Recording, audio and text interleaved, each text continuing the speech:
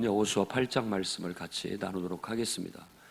7장과 8장 내용의 아이성의 정복에 대한 아이성 전투를 다루고 있습니다.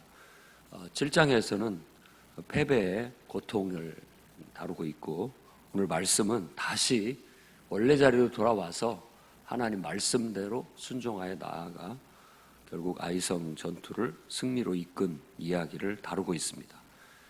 이 성경에서의 핵심은 바로 그거예요. 7장에서는 자기들이 봤을 때 충분히 그 성은 자기 힘으로 정복할 것 같아서 그저 공격을 했다가 큰 패배를 당한 것. 이 이유를 알 수 없었으나 결국 하나님께서 깨우쳐 주신 것은 여리고성 그 자체는 하나님에 의해서 함락되었고, 처음 요단을 건너 처음 얻는 성이기 때문에 그 모든 것은 다 하나님께 이미 바칠 것이다 라는, 하나님께 바쳤는데 그것 중에 일부를 탐심에 의해서 자기 것으로 챙긴 아간 때문이었다라는 걸 알게 됩니다. 그러니까 아간 때문이었다기보다는 하나님께 불순종했기 때문에 결국은 패배를 얻을 수밖에 없었다라는 걸 가르쳐주고, 그 문제를 해결하자 다시 원상태로 복귀가 되게 된 겁니다. 그러니 우리의 인생도 항상 바로 이 일을 반복한다고도 볼 수 있겠습니다. 늘 하나님께 순종하려고 하지만 알지 못한 가운데 나도 모르게 불순종하고 또 곁길로 나아갔다가도 자각하고 깨달은 다음에는 얼른 그 모든 것들을 하나님 앞에 회개하고 돌이켜 순종의 자리로 돌아와야 됩니다. 그 순종의 자리로 돌아오면 늘 하나님의 인도하심이 있습니다. 그래서 오늘 아이성 전투의 승리도 딱 그렇습니다. 하나님께서 여호수아에게 지시하십니다. 매복 작전을 써라. 그러면 이길 수 있다. 하나님의 인도하심을 받습니다. 그대로 여호수아는 백성들에게 그 계획을 지시하게 되고 알려주고, 또 10에서 17절은 그대로 아침 일찍 일어나서 작전을 시행하게 되었다는 겁니다. 원래 본대는 아이성 북쪽에 진을 치고 있고, 서쪽에다가는 매복군 한 3,000명을 숨겨둡니다.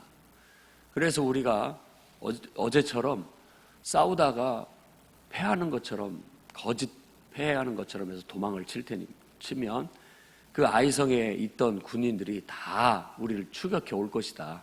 그들도 그러니까 자만심 때문이죠. 기고만장해서 막 쫓아올 것이다.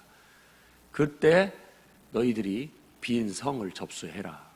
매복한 사람들이 목적이 바로 그겁니다. 군인들이 성을 비우고 다 나갔을 때 열린 성문을 통해서 그냥 들어가서 그 성을 점령을 해버리는 겁니다. 그리고 난 다음에 막 쫓아가다가 뒤를 돌아보니까 성이 함락된 걸 보면 이 사람들이 당황하게 돼요. 그때 본대들이 같이 돌아서서 함께 협공을 해서 물리치는 작전을 지시하게 된 겁니다. 그래서 결국 아이성은 정복되게 됐고, 아이성의 왕과 그 다음에 그곳에 사는 12,000여 명의 사람들도 다 결국 정복되게 되었다라는 얘기를 합니다. 성경에서 이제 가나안 이 땅의 정복에 있어서 왕을 죽이고, 또 거기에 있는 거민들을 다 모든 사람을 죽이고, 심지어는 뭐 가축까지 죽이고, 이런 것들에 대해서 오늘날 이런 걸 가지고 무슨 성전이라고 해서 또 이슬람이나 어떤 기타 등등에서는 뭐 신의 이름으로 전쟁을 치르는 것들을 정당화하곤 하는데, 그런 것들은 성경을 곡해하는 것이라고 봐야 됩니다. 우리가 이 말씀을 이해할 때는 모든 것들이 하나님의 통치 아래 굴복되어지는 것을 상징하고 의미한다고 받아들이는 것이 마땅합니다. 우리가 다른 사람의 쓸데없는 피를 흘리는 것은, 내가 좋아하는 사람이 됐든 싫어하는 사람이 됐든 피를 흘리는 것은 다 하나님께서 바라는 바가 아닌 겁니다. 사람을 폭력이나 죽임으로써 해결하는 문제는 하나님이 궁극적으로 원하는 바도 아닌 겁니다. 다만 이스라엘의 역사 속에서 이와 같은 단면을 통해서 우리에게 뭔가를 보여주려고 하는 것에 대한 그 본질적인 의미를 늘 찾아야 되겠고, 또 이스라엘이라는 한 민족을 택해서 하나님의 뜻을 성취하는 것을 한 민족의 역사 속에서 한 민족이 하나님을 인정하고 그분을 섬기면서 그분 안에서 자신의 삶들을 해석하면서 살아가는 하나의 모델인 거예요. 그리고 그 모델은 완벽한 모델은 아닙니다. 다만 하나님이 이와 같이 역사한다라는 걸 보여주는 것이죠. 그렇기 때문에 우리가 하나님의 이름으로 전도를 하면서 복음화하기 위해서는 무슨 짓이든 할 수 있다라고 그렇게 성경을 갖다 붙이는 것은 궁극적으로 하나님의 온전한 계시를 우리가 제대로 알지 못하는 그런 왜곡된 해석이라는 걸 기억해야 됩니다.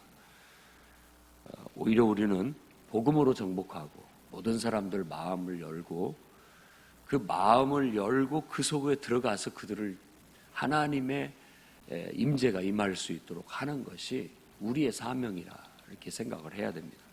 그래서 여리고 성도 하나님께서 그 사람의 마음을 무너뜨리게 하고 그 속에 하나님이 임하신 것처럼 아이성도 그들을 완전히 벗어나게 만들고 빈 곳에 우리가 들어감으로써 하나님의 임재가 그곳에 임하게 되고 결국은 하나님의 통치가, 하나님의 나라가 계속해서 확장해 나아가는 하나의 모델이라고 그렇게 이해를 해야 되겠습니다.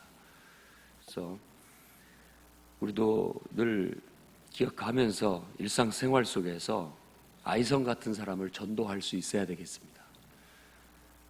우리가 전도를 하면은 그들이 우리를 말로 공격하고 또 자기들의 논리로 공격하지만 알고 보면 우리가 하나님께 순종하여 하나님의 복음과 말씀과 능력으로만 나가면 그 영혼을 얻을 수 있지만 만일 우리가 우리의 힘이나 지혜나 말주변으로 그 영혼을 얻을 수 있다고 했다가는 된통 당할 수밖에 없는 거예요.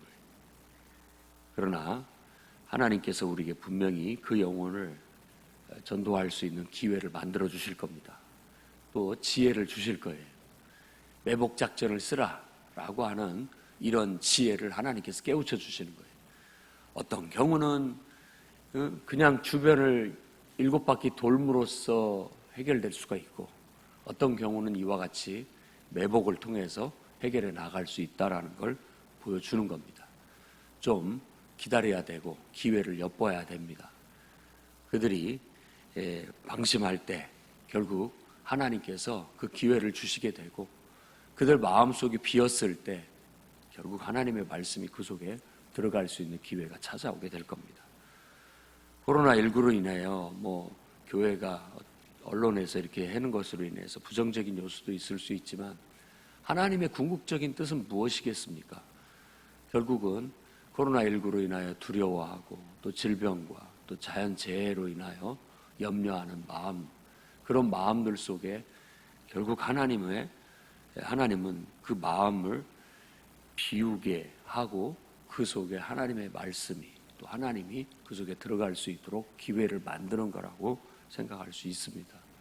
그래서 오히려 위기가 우리에게는 전도할 수 있는 기회가 되어서 정말 가만히 기도하다 지켜보다가 그들 마음속이 비었을 때 그곳에 들어가 하나님의 말씀으로 선포함으로 그 영혼을 하나님의 백성으로 삼을 수 있기를 바랍니다. 아이성은 그야말로 하나님의 지시를 따라 여호수아가 순종하고 지시하여 그대로 이룸으로써 정복하게 된 것을 23절까지 보여줍니다. 29절까지 보여줍니다. 그 다음에 아이 왕을 나무에 하루 종일 매달아 놨다가 결국 그가 해가 졌을 때 시신을 던져 돌무더기로 장례를 치러준 것. 이게 바로 신명기의 모세의 명령대로 했다라는 겁니다. 그러니까 이 전체적인 승리의 얘기 속에는 하나님 말씀대로 했다라는 거예요. 말씀대로. 그러니까 나무에 매달아 놓지만 해질 때까지 매달아 놓지 마라. 내려서 장례를 치러라 했을 때 그대로 했고 그 다음에 30절부터 마지막 35절까지 얘기는 그리심산에서 축복을, 에발산에서 저주를 선포하는 그런 의식을 모세가 신명기서에서 명령한 대로 그대로 수행을 한다는 겁니다. 그래서 비로소 할 수 있을 때 좌우에 병풍같이 서 있는 두 산에 올라가서 에발산에다가 제단을 쌓고 다듬지 않은 돌로 제단을 쌓고 거기에 번제물과 화목제물을 드려 예배를 드리고 돌에다 석회를 바르고 거기다 말씀을 기록하고 그리고 그리심산과 에발산에 이스라엘을 6개 지파씩 둘로 나누어서 그리심산에서는 순종에 따른 축복을 선언하게 하고 에발산에서는 불순종으로 인한 저주를 선언하게 함으로써 다시 한번 하나님께 순종하는 것이 바로 하나님의 백성의 복된 삶의 길이라는 걸 다시 못을 받고 확인을 하게 되는 겁니다. 오늘 또 우리가 기억해야 할 건 정복이 전부가 아닙니다. 하나님이 복음을 전해서 예수 믿겠다고 선언한 것은 시작에 불과한 거예요.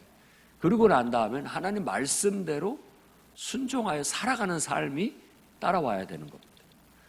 그리스도인의 삶은 이론도 아니고 말도 아니고 바로 예수를 삶으로 살아내는 겁니다. 하나님을 내 삶으로 그냥 살아내는 거예요. 삶의 실천이 우리의 신앙이지 어떤 고상한 가르침만이 아닙니다. 그러니까 과거에 우리도 제자백가 중에 묵가 같은 경우 우리 기독교 정신하고 많이 흡사합니다. 이 묵이라는 게 검다라는 뜻이잖아요. 검다라는 뜻인데 왜 묵가라고 했느냐? 이 사람들은 그냥 그 육아에 대한 반발에서부터 나왔다고도 볼 수 있어요. 육아를 비판하는데 품위 있는 옷 입고 고상한 입고 이래라 저래라 공자왈 맹자왈 가르치기만 하고 실제 하는 게 없다라는 거예요. 실제. 그리고 너무 죽은 사람을 위해서 돈을 많이 들인다. 허례허식이 너무 심하다. 라고 하면서 그 사람들은 실제 실천하는 사람이에요. 그래서 겸해라는 우리나 똑같은 거죠. 사랑을 실천한 거예요. 그리고 그들도 인격신을 섬겼습니다. 하늘이라고 하는 인격신을. 우리가 말하는 하나님의 신개념과 거의 흡사합니다. 그리고 똑같아요. 모든 사람 속에 다 하나님이 있기 때문에 모든 사람을 똑같이 사랑해야 된다. 그 사람이 이방인이 됐든 종이 됐든 귀한 사람이 됐든 나쁜 사람이 됐든 똑같이 사랑해야 된다라는 게 겸애라는 사상이에요. 그러면서 남을 공격하는 전쟁은 절대 하면 안 된다. 방어는 가능하다라고 해서 그 사람들은 실제 삶에서 손으로 사람들의 필요한 일들을 직접 나서서 하고 또 뭐 필요한 삶에 도움이 되는 어떤 물건들을 개발하고 만들어내고 농사 짓는 사람의 농사 기구를 개발하고 만들어주고 또 일하는 사람에게 일할 수 있는 도구를 만들어주고 실질적으로 어떤 필요한 것들을 해결해주고 이런 일을 하다 보니까 늘 손에 우리말로 한다면 기름때가 묻어있고 얼굴이 시커먼 거예요. 현장에서 뛰다 보니까. 그래서 묵가가 된 겁니다. 그리스도인들이 그냥 깔끔한 옷 입고 고상하게 찬송 부르고 그냥 좋은 말하고 이런 것으로만 그치게 된다면 어느 정도 우리의 신앙도 50%라고밖에 말할 수 없을 겁니다. 실제 삶의 현장 속에서 우리의 손에 기름때를 묻히고 우리 얼굴이 시커매질 만큼 우리도 현장에서 뭔가를 해나가는 실천하는 게 필요한 겁니다. 그것이 우리의 신앙으로 알려져야 되는 겁니다.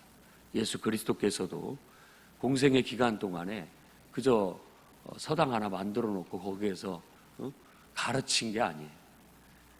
동네마다 돌아다니면서 천국 복음을 선포하고 그분이 가는 곳마다 하나님의 임재를 가르치고 하나님의 임재가 임하게 하고 그 하나님의 임재 안에서 모든 사람들이 자신처럼 삶을 살아가도록 하나님을 사랑하고 이웃을 사랑하는 걸 실천할 수 있도록 그렇게 선포하고 다녔고 전도하고 다녔습니다.